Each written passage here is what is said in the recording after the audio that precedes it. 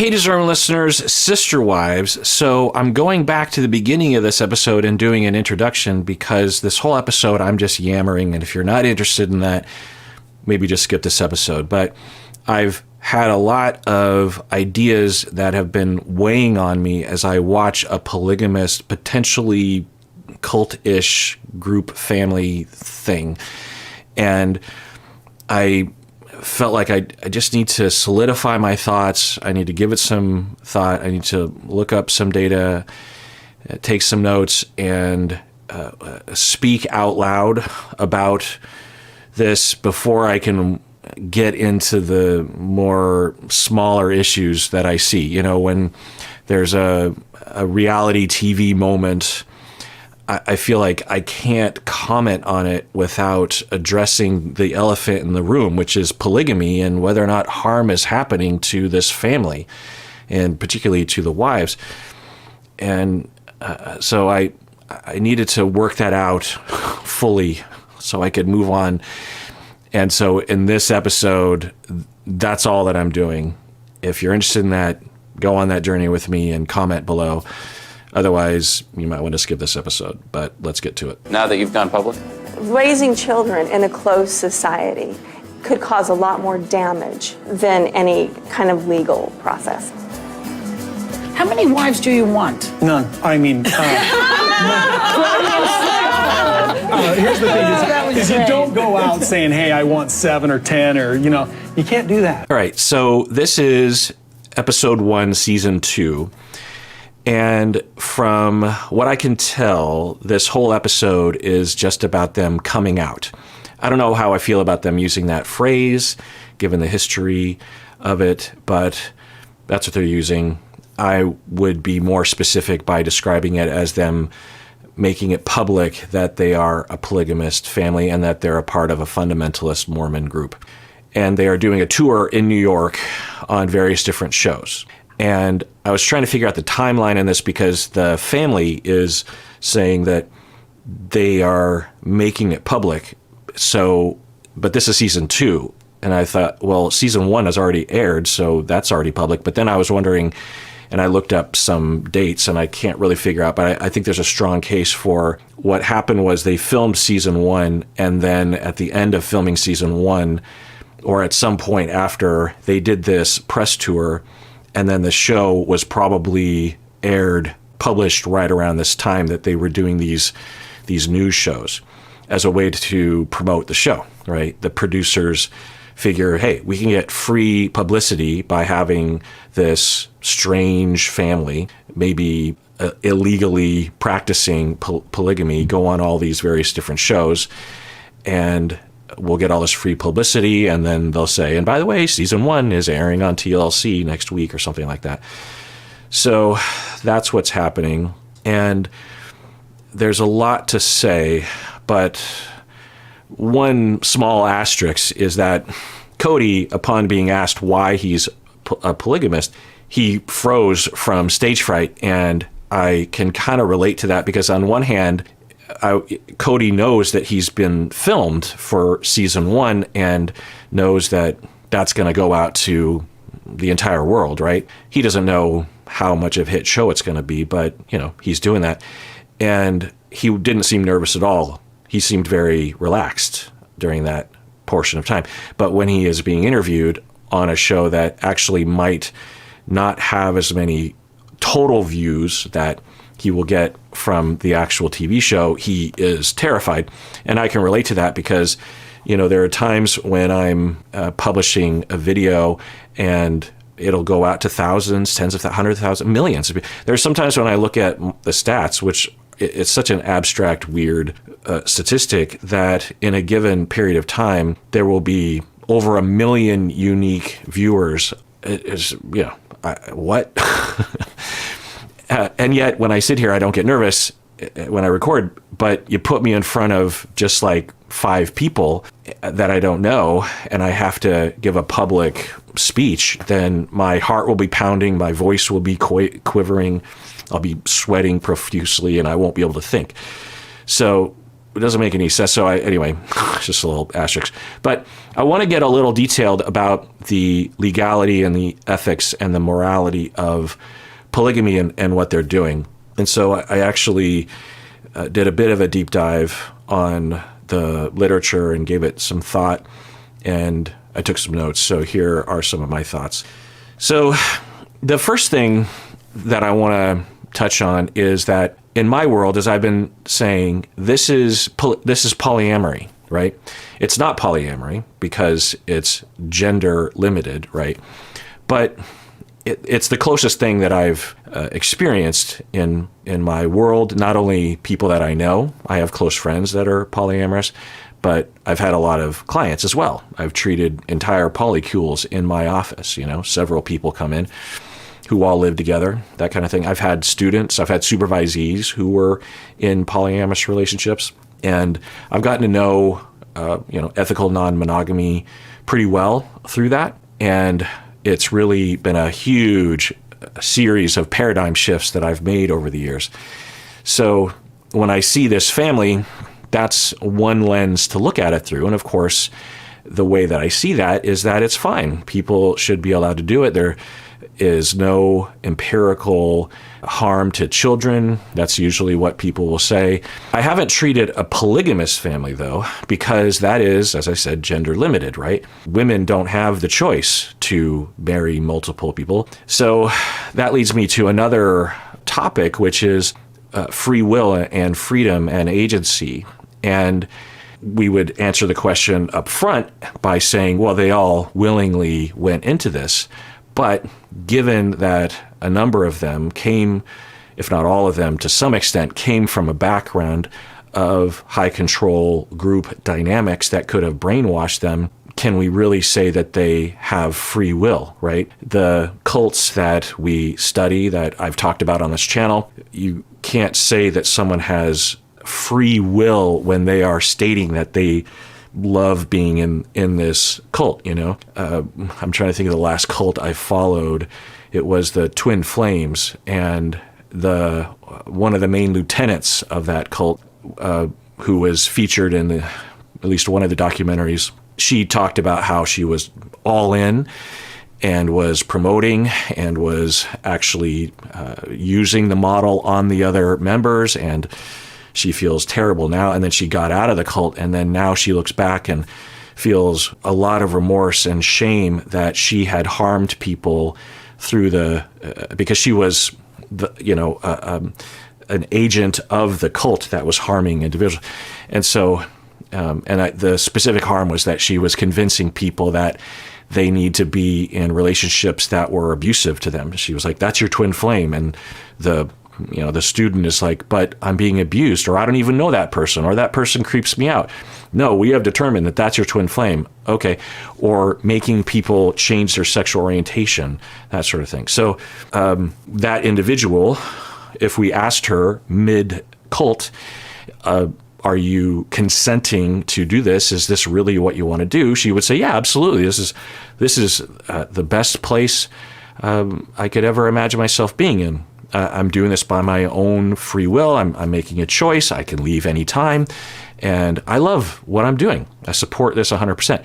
Now she looks back, completely different, right? So how do we define that? How do we determine?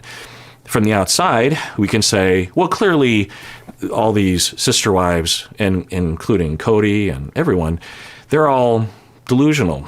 They're all deluding themselves. They are all brainwashed because we're the majority on the outside, and they're all idiots. Well, that's not a slam dunk analysis, because there are majority groups of people that will look at even just polyamorous people and say that they're brainwashed or misled or something. And that's not the way that I think we should be thinking. So what is it? You can't look to the majority. You can't even necessarily look at the law, because up until rather recently, in my lifetime anyway, it was not legal for same-sex people to get married. So, when I first became a clinician, the program that I was teaching in was called Couple and Family Therapy. It still is, because we were trying to move away from the word marriage, because the word marriage did not acknowledge a whole swath of people who legally couldn't get married. So we bucked the trend. Our field is called Marriage and Family Therapy, and our association was called the American Association of Marriage and Family Therapy, and accreditation is all about marriage and family therapy. The journals are Journal of Marriage and Family Therapy. But my mentor, Paul David, he said, no, we're not going to call ourselves, even though that's better for us marketing-wise and it's better for us to please the powers that be, we're not going to name ourselves Marriage and Family Therapy. We're going to name ourselves Couple and Family Therapy, because that acknowledges not only gay couples that can't get married back then, up until rather recently, but it also acknowledges couples that just decide not to get married because they don't want to get legally married. They just want to cohabitate for the rest of their lives. What's the difference, right? It's just, for many people, it's just a legal hoop that they're jumping through. So we can't look to the law and to society as a slam dunk indication as to whether or not something is right or not, or good or not. And this is where, the hermeneutic horizon and the clearing and all these, the philosophy and discourse and, how do we know anything? I could go on and on about that, and those are all important things to think about. Another mentor of mine, Phil Cushman, that died a couple years ago at a tragic car accident. If you saw that episode that I talked about that, he talked a lot about that, influenced me very deeply. Another paradigm shift of how do we know anything? And, the philosophical practice of discussing and trying to find the truth while knowing you'll never know the truth because of Heidegger. And anyway, I won't bore you with it. But so when I look at this family, how do we figure it out, right? And we could look at it globally, the practice of polygamy as a whole, and we could identify that as a problem. But maybe for the Browns, Cody and Janelle and Christine and Mary and Robin and the kids, maybe for them, they make it work and it's not a problem for them, but it is a problem for others, or vice versa. Maybe it's a problem for them and it's not others. How do we find that out? How do we know? I've been watching and looking for clues, like with Mary. I was, and with Christine, seeing signs that they don't seem happy about the addition of Robin, even though they will state that they're on board with that. There's no ambiguity about that in terms of what's on their agenda, what their plan is. They're like, yes, this is the right way to go. Of course, Robin, and this is good for the family, this is good for the kids, this is good for me, this is good for everyone, and let's go. And yet they would cry and feel like, Christine said that this is tearing us apart. And specifically, she was saying that Cody leaving for Robin's house 5 hours away was tearing us apart. So maybe it was just a temporary tearing us apart. Certainly Mary is upset about it. So what's going on? Is this a sign of what's happening on the inside of them? To me, given my culture, given my neck of the woods, that's how I would feel. I would feel pressured to follow the model or the life prescription that I was indoctrinated into, and had, it's, if you've never been in a situation like this or you've never studied it, it might be hard to imagine, but for these high control groups, they're so threatened by the outside, like a fundamentalist Mormon group. Not only are they threatened by the outside world, just in terms of non-Mormons, but they're threatened by other Mormons. So they have to constantly fight against that influence to retain their power and their membership. You could argue, I guess, that they believe in the message, but at the very least, they just have to be constantly pushing back. And so that often will result in this indoctrination that is just so heavy-handed from the day that children are born, not only just these ideas, but also making sure that the parents have control over the children. I talked about this during the IBLP episodes and the Duggar episodes, and the Ruby Franke and Jody Hildebrandt stuff. It's something that I didn't think was such a theme in these groups, of evangelicals, Mormons in the United States, but it is, I think, and it's happening to varying degrees, but it's real. I've been thinking about it as like the cult next door. I mean, it's everywhere. I don't know how many people are in Seattle like this, but there's got to be some. And you don't have to adhere to a high control religious group to be heavy-handed as a parent. There's lots of different types. But when you have an organization that basically proposes and commands this of their members to do this to the children, subconsciously or consciously, to retain membership through the generations, then you get what you get. Anyway, so is that what we're looking at? But in terms of why is it illegal? What's the justification? Because on one hand, you think, well, polyamorous people are not illegalized, as far as I know. And where is the line? And I did a bit of a deep dive. Every state basically has a different, for those of you who don't know, every state in the United States has its own laws. Every state has its own Supreme Court, its own governor, its own representative, its own senators, Seemingly, there's a lot of variation regarding the legality and illegality of polygamy or polyamory and this sort of stuff. But apparently, if you officially, like Cody officially married Mary, but he's not officially married to the other three women, then that's one thing. It's also another thing if they all cohabitate, because that shows that they actually are operating as if they are all married, which can be illegal sometimes. And from what I understand, in Utah, where they live at the time anyway, it was illegal. I've read that it became not illegal in 2020, but this is all being filmed in 2010, 2009-ish, I think. And so they are potentially facing prosecution in Utah, but there's a lot of talk that the laws are basically just there as a deterrent and not there as a tool to go after these families. Because what are they going to do? Put the parents in prison? Does anyone really want that?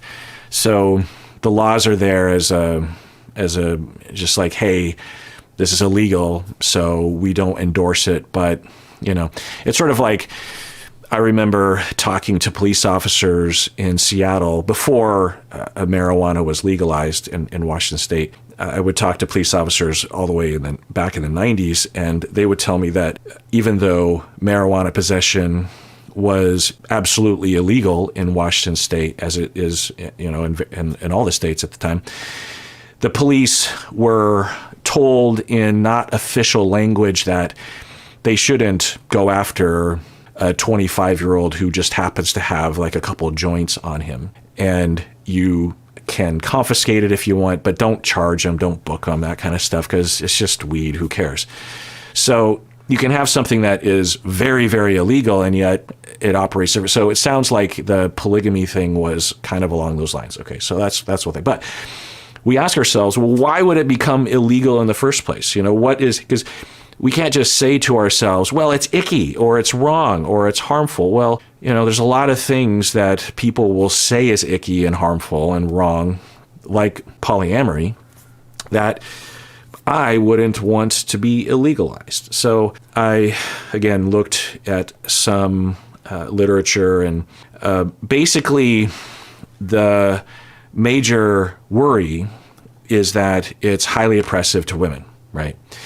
And had been in the past, and is, when I talk about polygamy, I'm talking about polygamy in Utah among this group, because we could talk about polygamy all over the world, right? There's polygamy happening everywhere. I mean, not everywhere, but around the globe in various places. And in some of the cultures and in some families, it would be a lot more oppressive to the individuals than in others, right?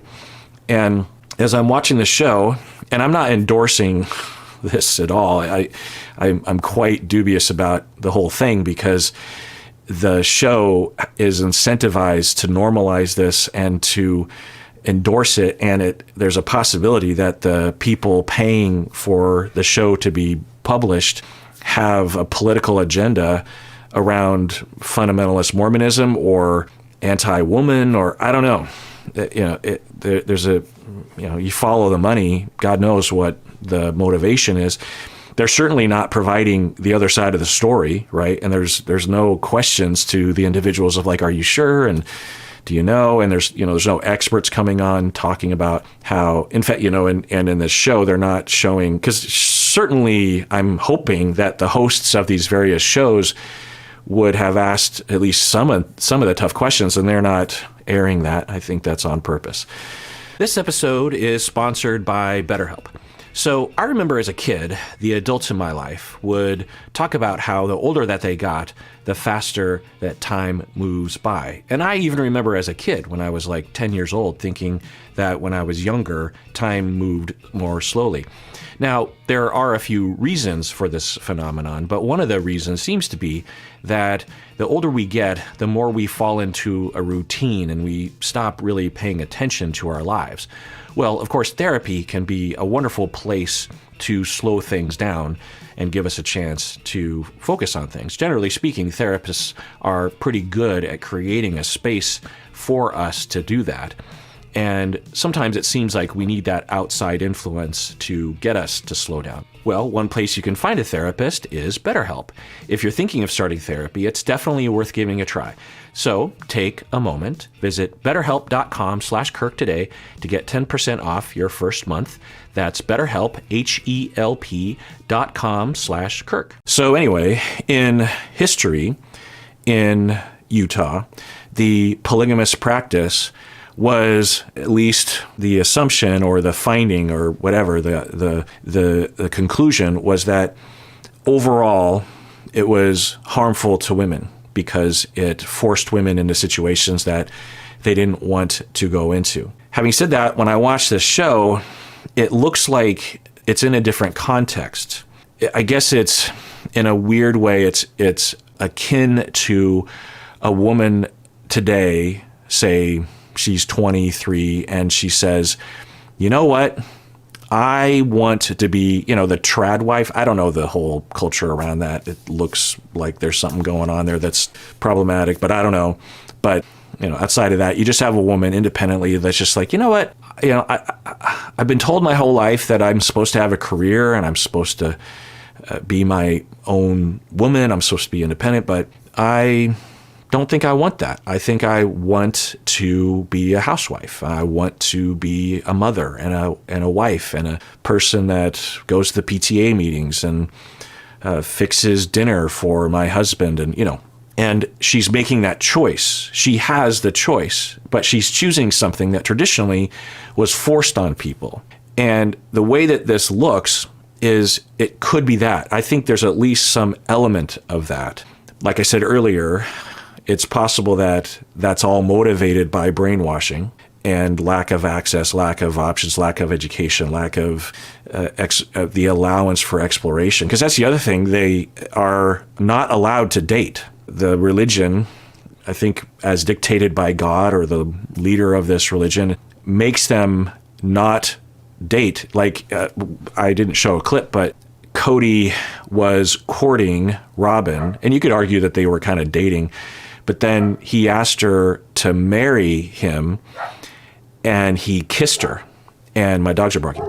And what all the women were saying was, well, if you kiss, then that's it. You have to get married. So what I heard was, you can't even kiss someone unless maybe you're not even supposed to kiss if you're just engaged. You have to be married to kiss, that kind of stuff. So how do they really know what is available to them if they're railroaded like that? So do they have a choice? I don't know.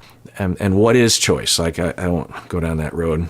But so that's one historical contextual reason as to why it was illegal in the past, because you had whole communities that were completely cut off. This is pre-internet, and they're just raised in those situations, and there's a lot of abuse. It was a lot of harm that was happening to women, and you had girls that were being married off at the age of 12 and younger, that kind of thing. And originally they would say, well, it's wrong to abuse your wife, so let's just make that illegal. But then I'm guessing the powers that be said, well, yeah, but we just need to dismantle this whole thing and make polygamy illegal. It also seems likely that the Mormon church and the mainstream Utah culture, they were all trying to distance themselves from the associations with these more problematic or more fringe groups, right? They were wanting to become more mainstream, right? That's just a guess. And they might have made a decision to make it illegal because of that. Also, historically, polygamy would be used to control a colonialized population sometimes as a way of controlling a group of people, of influencing the individuals through this patriarchal system and marginalizing the other men in the society. So, of course, that is an ugly history that is associated with polygamy and would influence the opinions and the legality of it.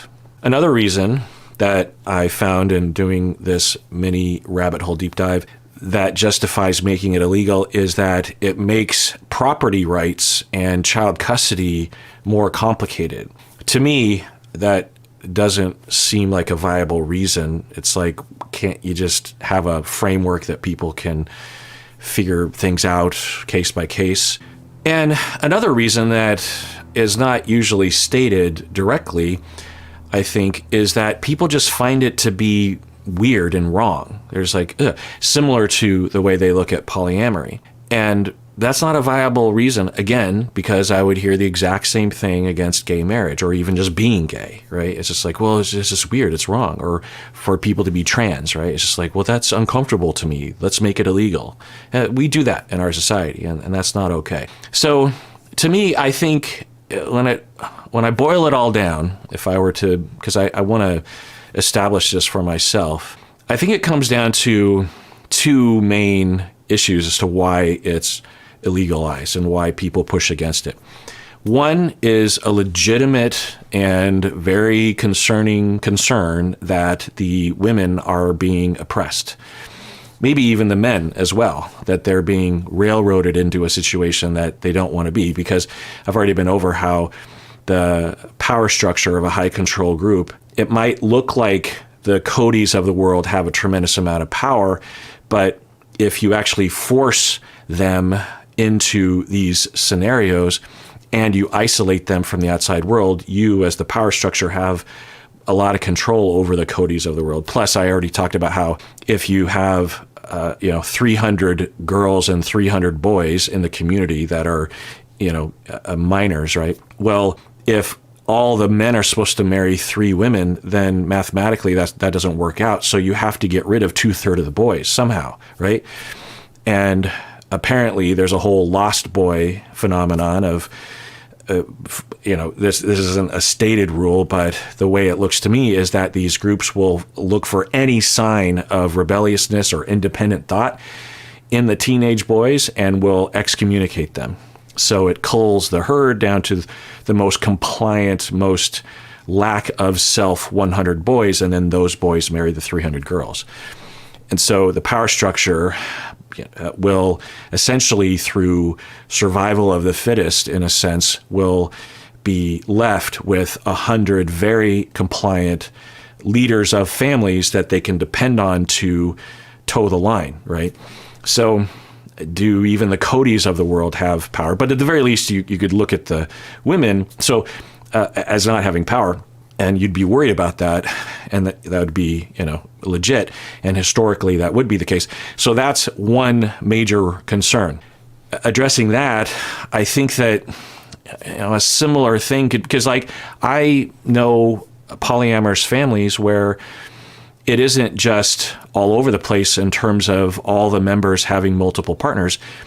There's actually a friend of mine was in a family where there was 3 or 4 husbands and 1 wife. and the husbands didn't have any other partners, and vice versa regarding gender, that sort of thing. Or you have 3 women that are married to one woman, and the 3 women don't have other partners. So the worry about exploitation, yeah, okay, but that could happen in any relationship. In a monogamous relationship, you can have exploitation. It's the same point of view. Sorry, I'm yammering. I just want to get this out of the way. Is that you can have a relationship where there's a very large age gap, right? And people always assume that if there's a 20-year age gap, like you have a 25-year-old and a 45-year-old, then there's automatically exploitation happening. But that's not true. It's not empirically true. It's not anecdotally true. It's not clinically true. That automatically, might it raise the risk? Yeah, maybe, but it's certainly not a slam dunk indication. So, why do we stigmatize something that might be associated with a problem? If we're going to go by statistics, men are much more likely to commit crimes of violence and harm and intimate partner violence and sexual crimes. Therefore, we should just treat all men like they are going to do that. We should make it illegal for all women to marry men because they're much more likely to do those things. Just because there's an association doesn't mean that we just stigmatize and label and illegalize the entire thing, right? So just because in polygamy there's an association, which I don't even know is true, I could imagine it being true, I just haven't looked at the research. Just because there's an association, do we just say that freedom is now off the table? As and as Americans, we tend to value our freedoms, right? So where's the line there? Could we do things to assist people to know what they're getting into? Can we reach out to these fundamentalist groups and help them to give people a choice? I don't know. As I say that out loud, it's hard to imagine that these fundamentalist Mormon polygamous groups are not in some way harming their kids. But then the other thing I think of as I watch this is that you have a lot of harm. It's not like our society, our American mainstream society, is good for people. There's a lot of bad things. Just one of the things I can think of off the top of my head is it promotes isolation and loneliness and the increase in depression and anxiety and suicide and people that just stay home and play video games all day and never touch grass, and people that don't exercise, and people that are just demoralized and become radicalized. Like our society does that. This polygamous group, I think, is a side effect of their thing.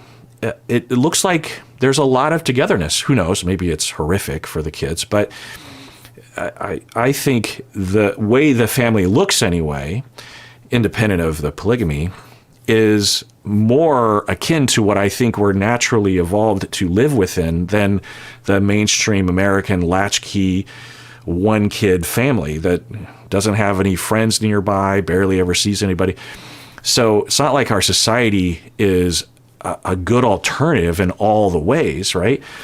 Now, I wouldn't propose that we just have everyone be polygamous. I would say that we just change our mainstream society to have more togetherness and less materialism, less capitalism, less terror and safety, over safetiness of children and that sort of thing. Anyway, so anyway, that's one area of like harm to women in particular, and maybe harm to everyone. And can we say that it's for sure happening in a polygamous family? Therefore, we would say it's illegal for that to happen, and we should stigmatize it. I'm not a fan of stripping away the stigma, but I don't know. What do you think? The other major pillar that I think is holding up all the stigma and the laws about polygamy is just that it's weird. I think that's a huge component that is not talked about. I think people are just like, that's weird. It's taboo. One man married to multiple women, that he's having sex with multiple women in the same house, that's grody. I honestly, I think there's a lot of grody elements to it.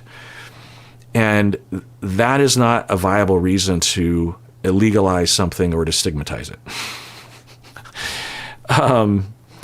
So, yeah, I mean, I'm going to take a guess and say that if I could somehow just have all the hard data gathered, which is probably impossible to gather because you're asking for people's opinions, but if I somehow knew, I'm going to take a guess and say that I would conclude that overall polygamy should be illegalized, whereas ethical polyamory that is free from the patriarchy is okay, whereas polygamy, particularly the way it's often proposed and practiced, overall is an unnecessary model that is overly risky to the women in particular, and maybe to the girls in the families.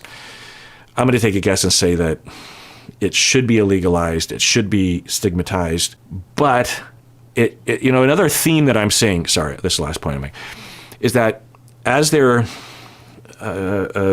preparing to go to New York and come on the show, everyone in the family, the adults, and the kids to some extent, but the adults are in the interviews talking about just how nervous they are, just like, oh my God, this is the first time I've ever been public. Robin was saying that her whole childhood, she didn't tell anyone at her school that she was in a polygamous group. She never came out. She hid, just been hiding it and hiding it and hiding it and hiding it. And for them, it's really scary. And they're worried about eternal damnation from society, right? Losing any kind of respect, complete rejection from their support system. Because, from what I can tell, a lot of people that are close to these individuals are not in the group and are not polygamous. They're not completely isolated from outside individuals, which points in the direction of at least a little less of a cult anyway. And so they're really nervous about it. And to me, I'm thinking, well, regardless of how you got here, you, for adults, should not be attacked by society. We shouldn't be attacking those four people. If we want to investigate the overall culture and the overall practice and the power structure of these groups, yeah, let's do that. But to attack them, they even Cody, he is from that group. His dad converted later on, but that's his dad. I think he was 18 or something when his dad converted. So he's basically a child, and the other women come from those cultures for the most part, and so they can't be to blame for that. They made a conscious choice, but I just don't think that they should incur a lot of hatred and ridicule. I think questions should be raised. Maybe by them coming forward, it alerts the American people and maybe the law enforcement agencies to the fact that these are existing, and then maybe people can look into it and dismantle it because it is harmful once enough data is gathered. I don't know. Anyway, I find myself wanting to kind of establish these things because as I'm watching, these are the things that I'm wrestling with. And I feel like I can't talk about the more mundane things like, oh, she doesn't use a toaster. I feel like I can't talk about those normal reality TV elements without establishing what I just established. And I'll never do that again. So that does it for that episode of Psychology in Seattle. Tune in next time when I continue watching this show. And everyone, please take care of yourself because you deserve it. You really, really do.